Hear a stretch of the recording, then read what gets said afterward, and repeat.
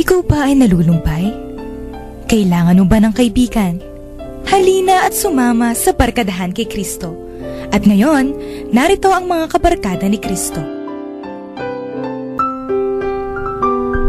Isa pong magandang gabi sa inyong lahat. Ito po ang inyong among sa Himpapawid, si Father Pep Bakay po ito.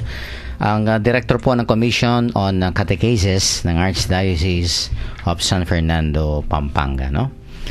Lubos namin po kayong wine-welcome sa ating lumalaking radio program, ang Barkadahan kay Kristo, no? And of course, dito pa rin po tayo sa ating paboritong radio station, ang 91.9 Bright FM, Friends tayo. And it's July 30. Yan, no? Bukas may 31 pala yung July, Oo, no? nga. Yan. Anyway, 31. hindi pa pala tapos ang this is not the last day of the month of July, no? Okay, at dyan lang po kayo at of course, isang oras na naman po tayo magkakasama-sama at magninilay sa ating pong ebanghelyo sa gabing ito. Sister Son, bumati ka muna sa ating mga tagapakinig. Sige po, magandang gabi sa inyong lahat. Ito po Sister Zon Kayanan, coordinator po ni Father Pep sa Commission on Catechesis. At wala po ngayon ang isang co-host namin pag Webes. Masakit pa yung paa niya, Brother Fer. Hanggang ngayon ba injured si si Brother Fer? Tatlong Thursday na siyang wala. Talaga? Okay. At of course po, ngayon ay 17th Thursday in Ordinary Time. Yan, at meron pong kapiestahan na santo ngayon, although bihira natin marinig, pero isa siyang Bishop and Doctor of the Church, yan, Saint Peter Chrysologus. Yan.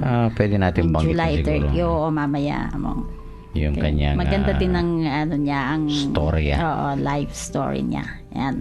Yan, ano ba yung ginawa mo maghapon, Sir Son? Wala, dyan lang sa office dahil katapusan ng month, maraming reports na naman ang hinahanda. Talaga, katapusan ng buwan. O kami rin, actually, mayroong kanina, mayroong kaming parang orientation seminar sa aming bagong accounting system. Oh, okay. Kaya, okay, at maraming kasi sa trabaho natin, Oo. Talagang maraming mga bagong ngayon. Yung nangyayari. Maganda naman yung natutunan mo yung lalo na kami matatanda. Yung mga bagong procedure, bang tawag doon sa accounting, at least nakakasabay kami yan. Kasi siyempre yung pinag-aralan natin noon pa may pagbabago na yung latest. Kaya ako rin, kahit ganyan na ang edad ko, gusto ko pa rin matuto ng mga latest na accounting. Yan. Yan. No? Kaya, konti-konti. Talagang, kumisan pagka hindi mo linya, no? Oo nga Pero ang importante naman kasi namang doon, yung willing kang matuto. Yun. Kapag ka nandoon na yung attitude mo na willing kang matuto, dadalhin na lahat yan. Okay.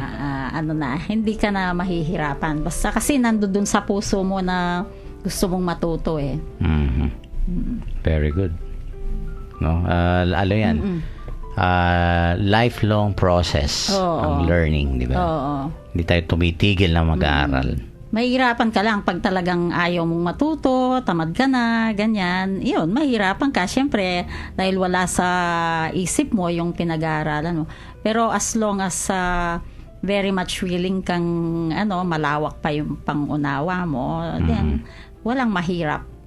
Okay, para sa akin, walang mahirap. Very good. Okay, at sige, diretso na tayo sa ating mga text line numbers, no? Sige po, makipagtalakayan po kayo sa aming i-discuss na gospel for today by means of your text messages. Yan. Dito po nyo i-text, smart po, 0918-351-8282, 0918-351-8282. Globe 0917-363-3738, 0917-363-3738. Para po sa ating mga gustong maging members ng ating Connect Catechista program, Just type REG, all capital letters, and then space your full name, and then slash the name of your vicariate parish or your school, no? At ipadala po dito sa ating globe number 0927-891-0966. Na ulitin ko po, 0927-891-0966. Once registered, makakatanggap po kayo ng mga daily inspirational messages from the Lord. At kung may mga prayer request kayo, intentions, pasasalamat, pwede nyo pong i-text sa number na yan at isasali po natin sa ating daily masses diyan sa Arzobispado de Pampanga. Pinapasalamatan po natin si Sister Son Basco, no, of Our Lady of Victory sa kanya pong pag-maintain sa ating SMS service para po dito sa ating Connect Katekista program. Okay, at kung gusto niyo naman po ng pastoral counseling, ito po yung number 0922-831-5967. 0922-831-5967. Kung gusto niyo naman pong manood sa internet, meron din po sa live streaming, www.ustream.tv. Then search po niyo yung Bright FM 91.9. At meron din po kaming Facebook, maririnig naman po ninyo doon yung mga nakaraang episodes ng Barkadahan kay Cristo. Facebook name is Barkadahan kay Cristo Pampanga. Yan. Of course, thank you kay Ronnie Pascual for maintaining our Facebook account.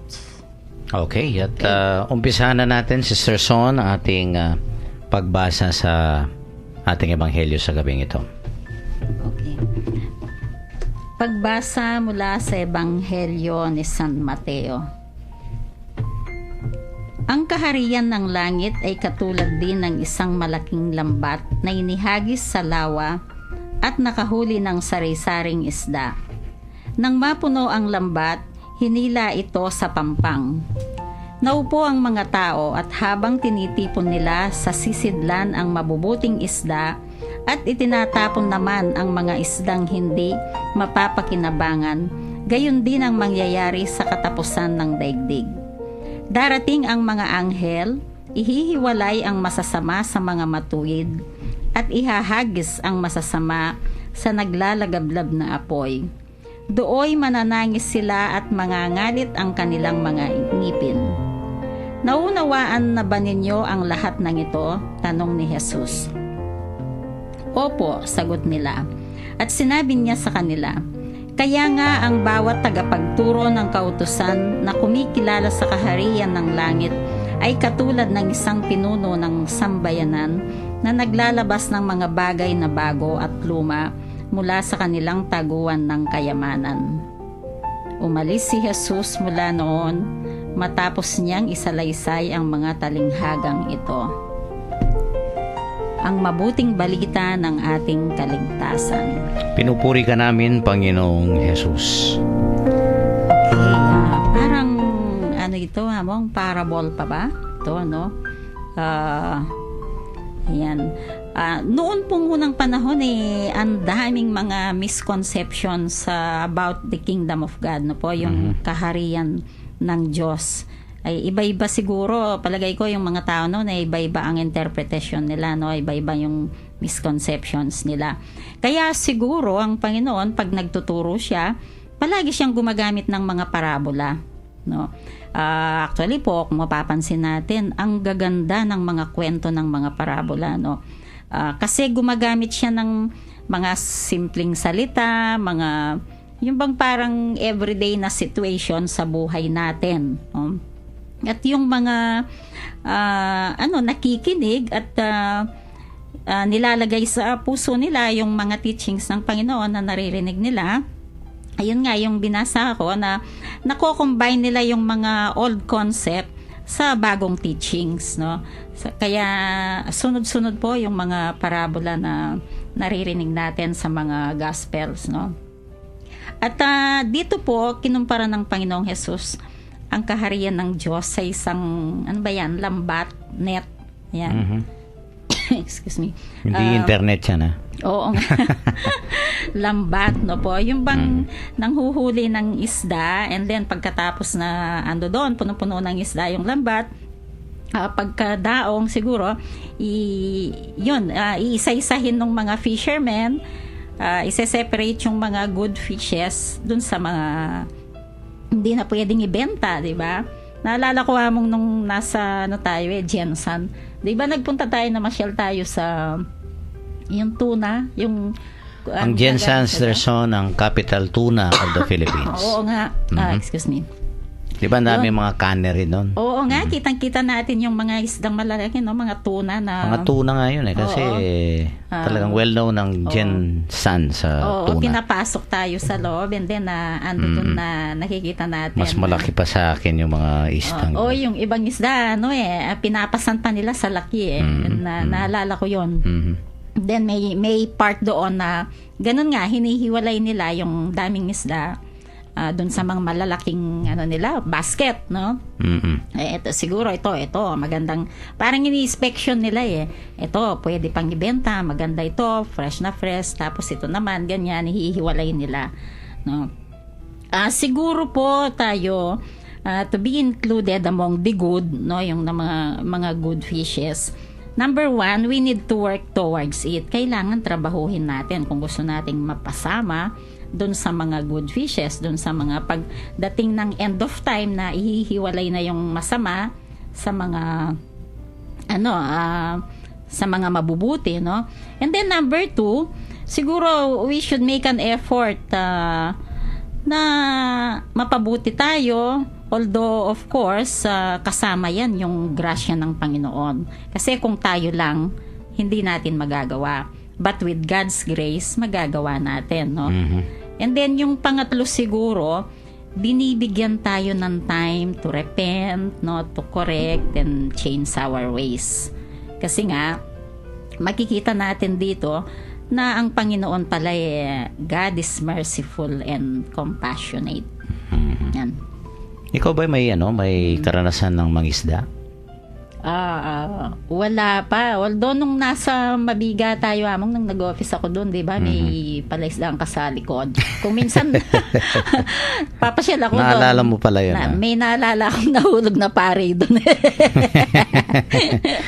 May kami doon, palaisdaan. Hindi ko pangalan. Pero yung parokyang 'yun, ha? Yung parokya, yung dati kong parokya. Gumawa kami ng palaisdaan doon. Sa likod. 'Yun, pupunta ako. Tapos 'di ba may meeting kayo minsan? May kubo doon. May kubo doon. Tapos may meeting sila mga pare sa vicariate. And then may isang pare, maga siyang dumating. Doon ako naalala mo pa yun, no? Oo, maga siyang dumating. So, habang hinintay niya yung oras ng pagmi-meeting ninyo, nagpunta siya doon ng isda.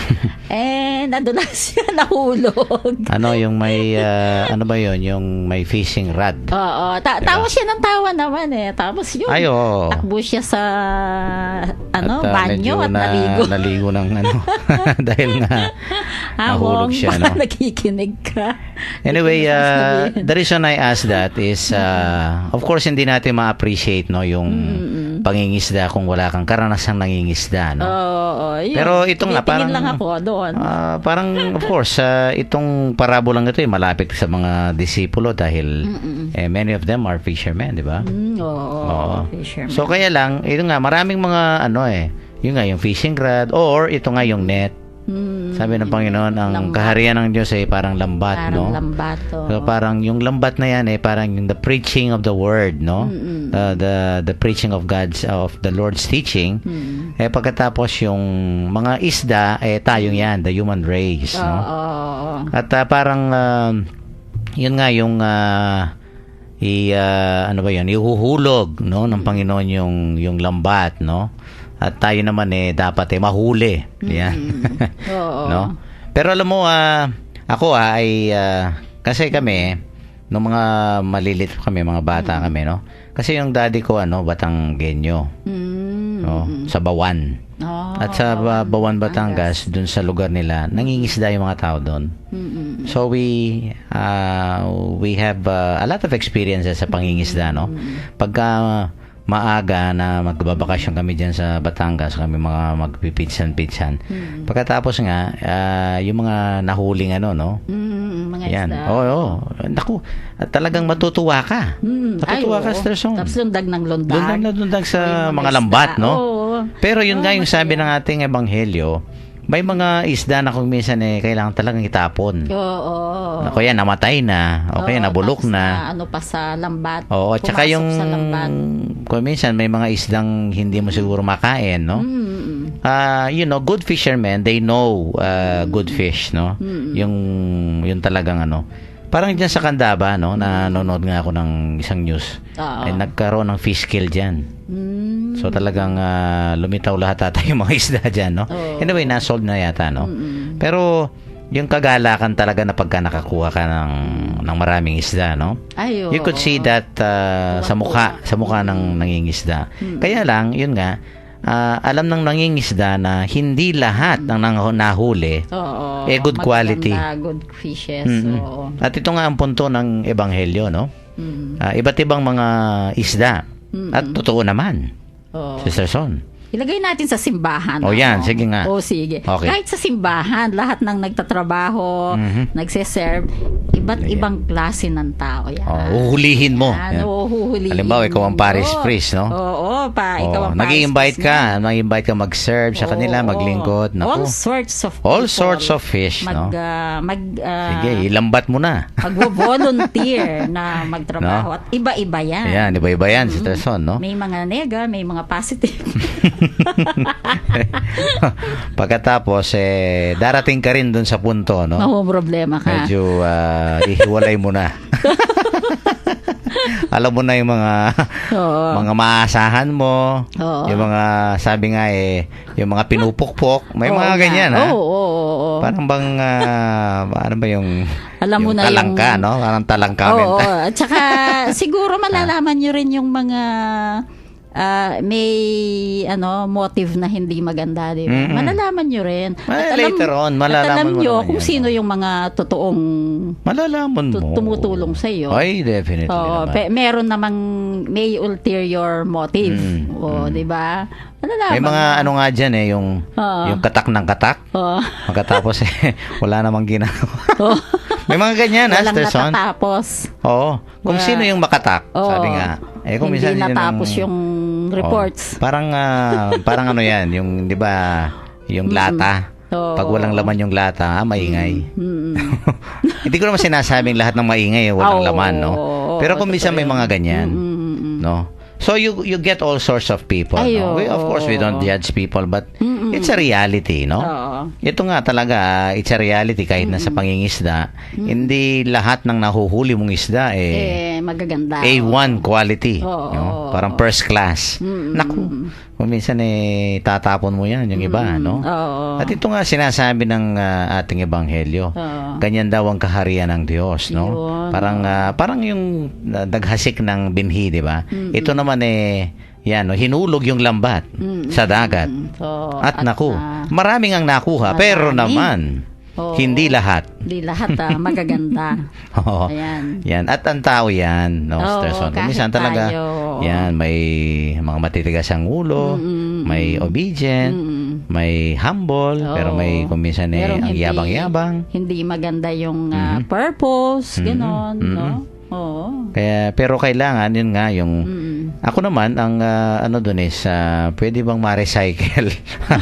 Hindi naman ma-recycle ba? Pero, yes, they are bad fish, pero nahuli din sila. Baka pwede pang ayusin. Baka pwede pang magbago. Di ba kahit ang Panginoon, kinuha si Saint Matthew. Kaya nga siguro, palagay niya, kaya ko pang baguhin ito. Mo lang yung mga disipulo niya, no? Hindi perfecto, hindi lahat mabuti. Pero hinuli na lahat niya, no? And sometimes that's the mystery of God's call, no? Bakit kaya tinatawag ng Diyos yung mga mahihina, yung mga ganyan, no? Yung hindi A1, sabi nga, no? Gusto pa niya yung mga mahihina, yung may marurupok, yung may mga may mga pagkakasala, mga kuminsan they live a sinful life, no? In the past. Lahat na ngayon makikita natin sa tawag ng Panginoon. Wala pero ang maganda, may time na siguro kung ma-rehabilitate tayo. Kung ma-forma tayo ng Panginoon, no? Yung mapagbago niya, no? hindi naman agad-agad itatapon tayo ng Diyos. Oo, yun nga. Diba? Oo, hindi, Pero that will come later. Hindi tatapon, hindi pa aalisin kung hindi bibigyan ng chance. That will come later, Sir Son. Kaya nga tayo, napakaswerte natin, no? Nakapakapalad natin dahil lahat ng chances, lahat ng oportunidad, binibigay ng Panginoon sa atin para maging, mabubuting mga isda. Oo. Yung mga kapaki-pakinabang na isda. Yun nga, lumilitaw nga yung mercy and compassion niya. No? Talagang kitang-kita. And of course, lumilitaw din yung pagiging just. No? We have a just God. But more on, we have a merciful and compassionate God. At palagay ko yun nga, no? Tayo hinuli ng Panginoon dahil hindi dahil mabuti tayong mga isda, no? Baka may depekto rin tayo, no? Pero I would say that sa pagkahuli at doon sa pagkakahiwalay ng mabuti at masama, in between ay may panahon tayo. Time is given to us. Binibigyan The tayo chances, ng time, the opportunities, chance to, diba? to correct. Kasi marami naman dyan na masamang mga isda, no? No? Parang yung ligaw na tupa. Parang yung good shepherd, di ba? Tinatawag natin mga black sheep. O kaya ligaw na tupa. Ligaw na tupa, Ang dami ng mga expression. Mababang lipad. Mga Sa babae kalapating yun. mababang lipad. Yung mga ganyan, no? Ang dami natin ganyan yung mga sila'y hindi maganda yung kanilang naging buhay, no? Sila'y kung minsan siguro sakit ng ulo o kaya problema sa sosyedad. Pero ang good news yan. Bago tayo itapon ng Panginoon, binibigyan tayo ng panahon. Ayun, no, ng mga pagkakataon, no? At sana ay wag nating sayangin 'yon, Sir Son. Kasi nahuli na tayo. So nagpahuli na tayo sa Panginoon, no? Sana tuloy-tuloy 'yon, no? Para hindi tayo itapon. Sayang naman. Kasama tayo sa lambat, di ba? Sa kaharian ng Diyos. No, ang sakit-sakit yata kung nandun ka na nahuli ka na ng Panginoon, no? Kasama ka na sa kaharian na tapos itatapon ka pa. O malay mo, bago niya itatapon, bibigyan muna niya ng chance na magbago. Hopefully, diba? yes. Kasi nga, yung pagiging merciful niya. Yes, no? O yan, sige, bago ko kayo paalisin, bago ko kayo itapon, bigyan ko kayo ng chance na magbago. Yan. Yes. Okay, at bilis. pagpapatuloy natin yan kasi medyo bitin tayo dahil nga hindi ganon yung ending, no? May ending itong ating parabola, no? At kailangan ito nga, no? Magiging babala ito sa ating warning para sa ating lahat, no? Sa ating mga texters po, baka gustong makisangkot, makisali po sa ating discussion, no? Regarding our gospel reading for today, no? I-text lang po yung mga messages nyo. Mamaya pong second segment natin ay babasahin natin, no? Let's take a break. Magpatugtog muna po tayo ng isang religious song para po sa inyong lahat ito.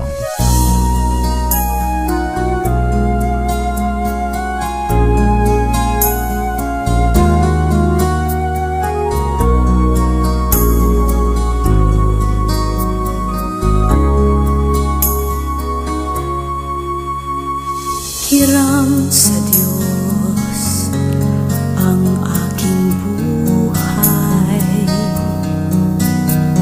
Ikaw at ako'y tanging handog lamang. Di ko ninais na ako'y isilang. Ngunit salamat dahil may buhay. Ligaya ko na ako'y silang. Pagkatao ay mayroong tangal. Sino may pag-ibig, sino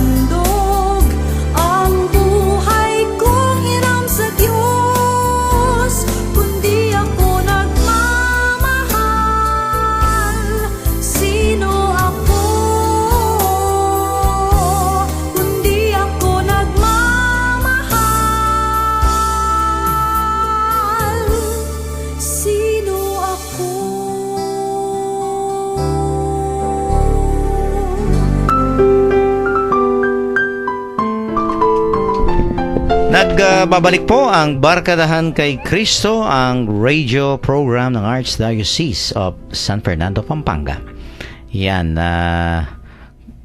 hindi pa tayo nag-greet pala, Sister Son, sa ating mga birthday, no? Kaya isang pari natin, si Father Donnie Ocampo, birthday niya. Happy birthday po, Among Donnie. Yan, at may dumating akong kaibigan din, no, from Dubai. Silang mag-asawa, no? Si Carlo at saka si Deng. Yan, nandyan sila, no? From Binalin sila. Okay. Yan, Maya Porras kay kayo, and of course, thank you for listening. Okay, yung ating ating ebanghelyo kanina, no, diniscuss natin. It's all about the parable of the net, no? Dragnet. Oh. Yan, no?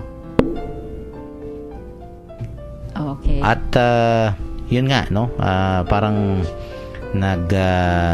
nagproklama ng mabuting balita ang Panginoon. Yun ang net, eh. Pagkatapos yan hinulog sa ating lahat. At tayo naman, Sister Son, ay nahuli. Kaya lang, ito nga, hindi naman problema, no? Ito yung katotohanan talaga, let's accept it. Well, hindi lahat tayo ay, no? Mga mabubuting isda na dinatnan ng ito nga proklamasyon ng mabuting balita, no? Pero dapat we should be open to the possibility of conversion, of transformation, no? Sana nga. No? Kasi nga nandun ka na, eh, no? Nahuli ka na. Kung minsan may mga ganyan, yung bang malapit na sila sa Panginoon. Nandun na sila. Pero pagkatapos bibitaw pa. Yung bang mga ganyan. Nabibitawan pa yung pagkadugtong sa Panginoon. Diba? Nabibitawan pa. Nakadugtong na sila. Yung parang pero nabibitawan they have found pa. the Lord, and yet later on, parang they will be losing that opportunity of being close to the Lord, no? Parang nando na. Pero ano pa? Nabitawan pa. Sayang. Kumbaga alam mo yung kasabihan, pera na. Naging bato pa.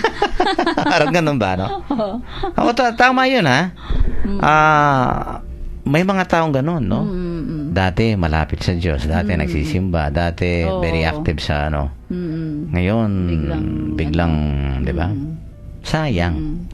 Nandun ka na. You have been there, pero you have wasted the opportunity, no? Yung nga parang isda tayo, nahuli na tayo ng Panginoon, eh. Nahuli na tayo ng lambat ng kaharian ng Diyos, no?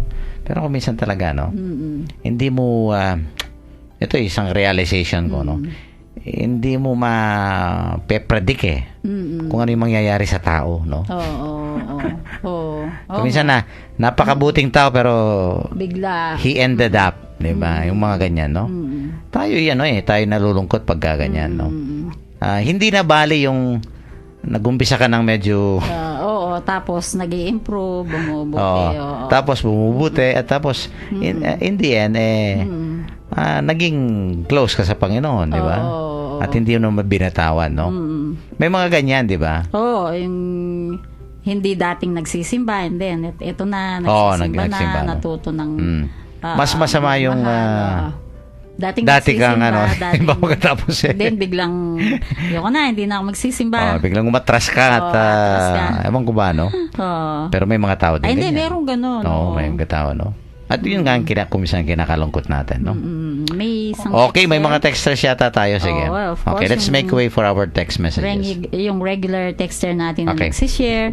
Okay, good evening po. Ang simbahan po nating Katoliko ay parang fish dragnet. Yan. Everyone is admitted into its fold. May mga good intentions, yan, totoo yun. May lukewarm intentions at mayroon din namang malintentions, yan.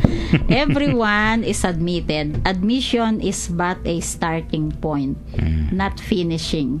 In the process, it's up to you. In short, it's a question of to be or not to be. The challenge is with us. Let's face it and prove ourselves to be worthy in the end. Thank you po. Ayan. Yan, tama yan. Diba? Oo, iba-iba. Let's prove worthy. Oo. Yeah. Let's prove ourselves The end. worthy. Although we are not really that worthy, no? But we pray that we become less unworthy. No, yun nga yung pagsisikap, no? Oo. Kasi kailangan talaga pagsumikapan natin na baguhin kung ano man yung kailangan natin baguhin sa sarili natin, di ba? So thank you very much po dun sa ating texter. Okay, may dalawa pa? Okay, ako may isa pa dito. Sige, Sige, from go ahead. 8427. Good PM. Kwento ko lang po, ako po'y nagkasakit ng H fever na susuka ng dugo at sa ilong. Sabi ni doktor sa JBL, wala na. Nanaginip ako ng lambat. At nakita ko si Father Sinlao. Nilalan niya ako. Sa si Father totoo Marvin, lang, oo, minulo lang wala lahat ang sakit ko. Yun, nawala daw ang sakit nila. Napanaginip niya si Among Marvin. Pa? Wow, ang ganda Talaga, naman ha? nun. Oo. O kasi si Father Marvin Ang director sa mga hospitals. hospital chaplain siya. Chaplain, oo. Nakita mo siya, di ba, nang ayayat? Alam ko yung sikreto niya. Ang dami sa Okay. mga pare ngayon, ha? Hindi mo nahalata. Oo. Marami sa amin ang pumayat. Oo. Pero ano ba, yung energy nila talagang okay pa? Okay naman. Pumayat. Oo.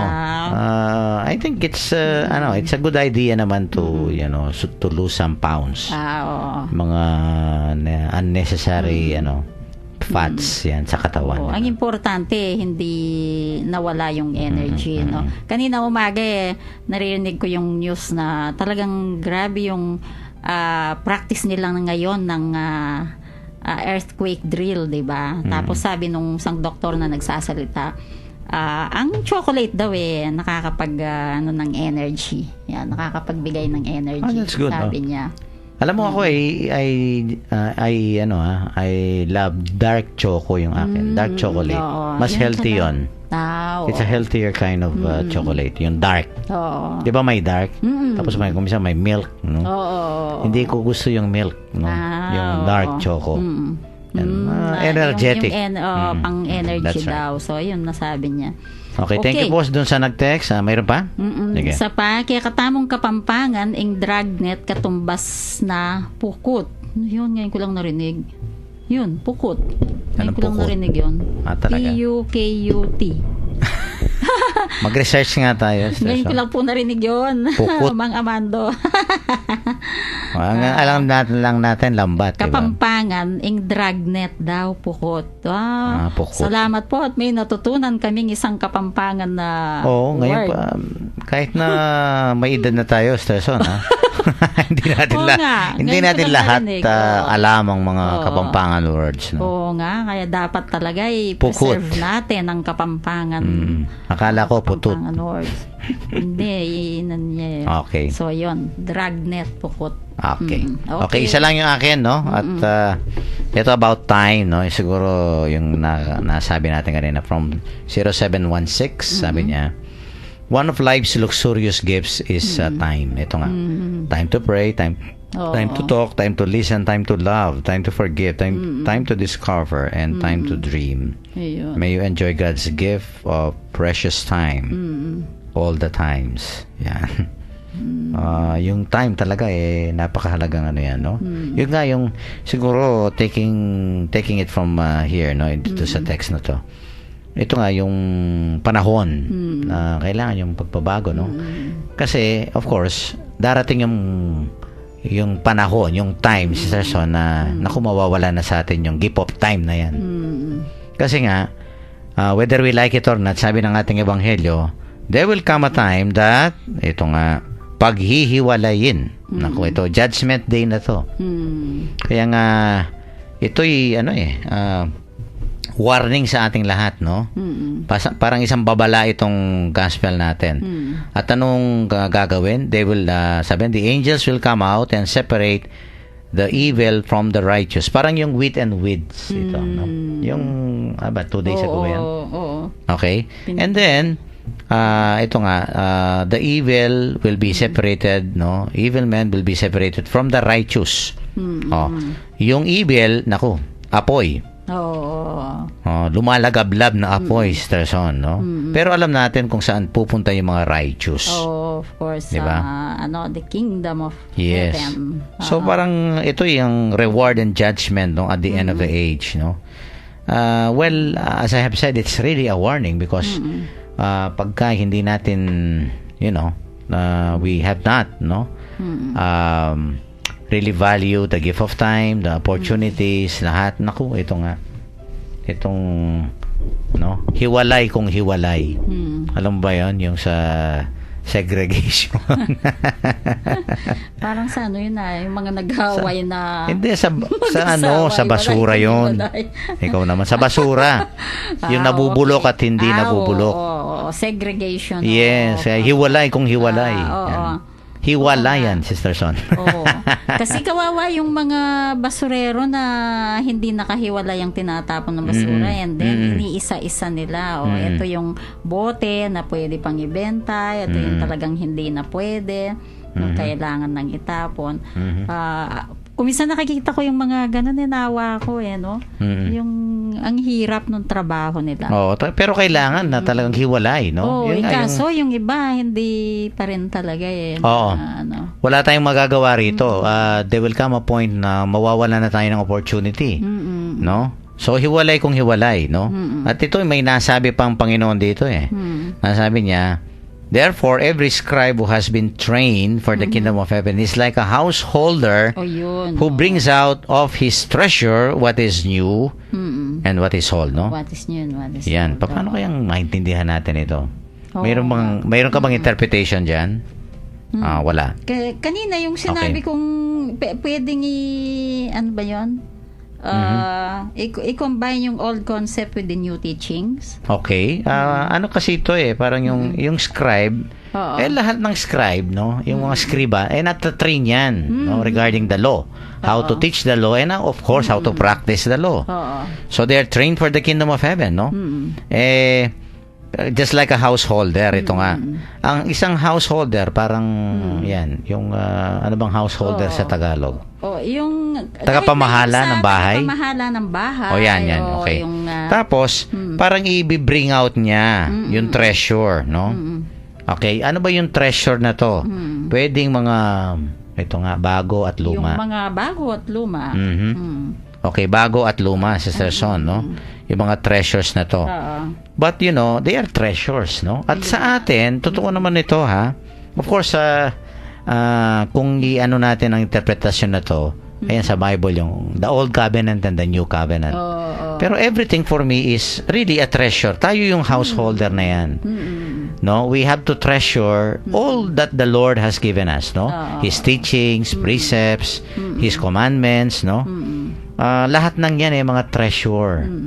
Whether, Old Covenant yan o New Covenant, no? Hindi ba sabi ng Panginoon, I did not come to abolish The law. but to fulfill it. Diba? So ito nga, no, kailangan ma-treasure natin. Kailangan, ito nga, just like a scribe who is trained for the kingdom of heaven. Huwag nating sayangin yung lahat ng mga binigay ng Panginoon, no? Ang dami natin treasure sa buhay, di ba? Yung kayamanan. Banggitin mo nga yung kayamanan. Yung Sige mga best friends natin. Okay, may isa yan. Kayamanan yan. Lahat naman tayo may mga best friends. Mga precious sila. Yan, oo. Kung minsan piling-pili sila, kahit hindi sila gaano kadami, okay lang, basta piling-pili sila at precious. They are our treasure. At hindi natin tinatapon. Pagkakayamanan mo, treasure mo, tatapon mo ba yan?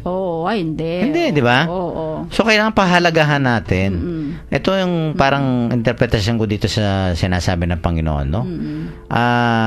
Para hindi tayo, matapon dun sa apoy, let's treasure. Let's value the things that the Lord has given us, no?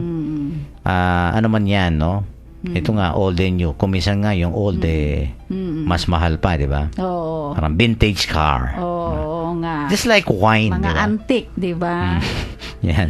Parang yung sa antique store na. Yung antique store natin. Luma naman yan. Sabi hindi bago Sabi. Mas mahal nga yung antique. Kaya nga. Oo. Yung antique store natin, mas mahal dun sa dalawa. Kaya nga yung value natin, Sister Son, it is increasing, no, every day. Para mga kayamanan din tayo. Eh diba? kung minsan nga, kung kailan ka tumatanda, doon pa dumadami yung trabaho mo, Diba? di ba? At saka ito, yung, parang sa alak yan, di ba? Oo. Yung alak, habang tumatanda, Oo. nagiging Lalong mas matamis. Nagiging masarap daw, sabi Mas- nila. oo. Ewan ko, hindi ako umiinom, kaya hindi ko alam. Ako naman. Yung, old aged wine. Oo. Yun ba yun? One time when we were in Australia, no? Oo. Kami tatlo ni Father Arnie. Mayroon silang doon, yung paggawaan ng wine. Naku, tinikman namin, Napunta no? kayo. Oo, tapos ang dadami ng mga barrel. Yung mga barrel na parang beer, no? Yung, di ba? Pagkatapos yung kasi yung parishioner ko, tapos nakapag-asawa ng Italiano, no? Alam mo mga Italiano pero they settled in Australia, no? In Melbourne. Siya, yung mga niya, yung parang isang bodega ng mga barrel, no? Ng mga wine, no? Tapos sabi niya ito 2 taon pa lang ito. Sabi niya, ito 3 taon, no? And then you can see the difference. Talaga? Pagka mas matanda, mas sweet, no? Yung taste ng wine talaga. So it's true, no? Kaya nga, whether it is old, it is new, sabi nga dito sa ating ebanghelyo, no? Just like a householder, treasure yan. Huwag mong sayangin, no? At tayo, talagang matatapon tayo sa apoy, Sister Son, kung hindi natin binigyan ng pagpapahalaga. Yan, no? Yung pagpapahalaga ang importante. No? Hindi natin masisisi ang Diyos, di ba? At the end of our life, kung matatapon tayo sa apoy, alam mo, hindi mo naman sasabihin sa Diyos, Lord, bakit hindi ko kasi alam yan hindi mo tinuruan ng ganito di ba? Baka may magre-reason out. Hindi ba yung mga sa Last Judgment, no? When did we see you hungry? No? When did we see you thirsty? Di ba? Kailan ka namin di ba? Tapos yun nga, no? Yung nga yung sinagot ng Panginoon, yung ginawa mo sa kapwa mo, ginawa mo na rin sa akin. Dapat alam mo yun. Di ba? Bakit hindi nila alam yun? Maybe hindi sila nakikinig nung nasa religion class sila. Alam mo kung minsan ganyan, no? Pag ako'y nagtuturo nun, no? Sabi ko, sinabi ko na sa inyo, baka dadahilan nyo sa Panginoon. Hindi ho tinuro ni Father Pep sa amin. Baka ko pa sisisihin ng Diyos sa kagagawan nyo, sabi ko. Yan, tinuro ko na sa inyo. Nasa sa inyo na, di ba? Kasi pagka teacher ka sa Son, you are held accountable also, no? Yung mga ganyan, di ba? You are also responsible, no? To your students, no? Kung ano man yung... Kaya nga tinuturuan na kita ngayon, no? Binibigyan natin ng pagpapaalala, yan, yung babala, no? Kasi baka dahilan tayo, hindi ho tinuro sa Alpi yan Hindi ho tinuro ni Sister Son sa nga, no? Ikaw pang, Baka tayo pa sisisihin ng mga estudyante natin dyan sa Lay Formation Institute natin, Kaya kailangan pag tinuro mo talagang maliwanag, kumpleto, yan. Hindi yung kalahati lang. Alam nyo ho, I think sa ating mga tagapakinig, no? When it comes to the Lord, anything about God, let us treasure it.